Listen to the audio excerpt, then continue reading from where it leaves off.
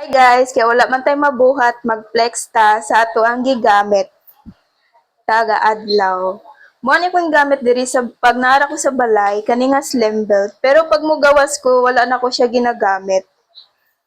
Mao na siya pang pagamay sa puson kay mapuson man gud ko diri, dako akong diri. Mo nang gagamit ko ani nga slim belt. Dayon ang next nato na flex ay ang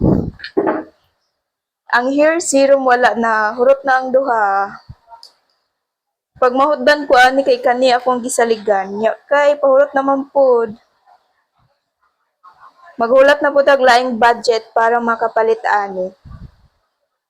Kung ganan sad mo gamit ani guys, ibutang nako sa yellow basket, mao dyan ni pinakatsadang gamiton, labi na taas ka og buhok. Tsada siya gamiton labi nag bago kang ligo. Humok kay siya sudlayon. Ako jud siyang gidaginot kay sayang manggod. Sayang og dili daginuton kay gatipid man ta, so daginuton na to na day. Dayon next na complex ay aking lotion. Gigamit ra nako ni siya pag gabi eh. Pag adlawan wala, di ko magamit rin adlawan, gabi na ko siya ginagamit. Wala ra, gusto ra ko pag gabi eh.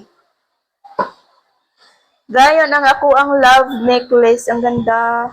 Meron na din siyang heart. Heart na earrings. Heart din ang earrings niyang dala. O, di ba lang tawa ang cute niya? Wala ra kay gaulan man mag-flex ta, sayang ang oras kung wala tay trabaho. Di ba? Mag-order na mo. Ibutang nako sa yellow basket. Bagay siya sa mga tag-as ug buhok dira. Parehas nako bitaw. Unya kulot-kulot na pod. Kay ako ang natural buhok manggod kay kulot gyud na siya. Mao ang gagamit nako ani. Ganahan po gud niya kay dili maglalagas imong buhok bitaw.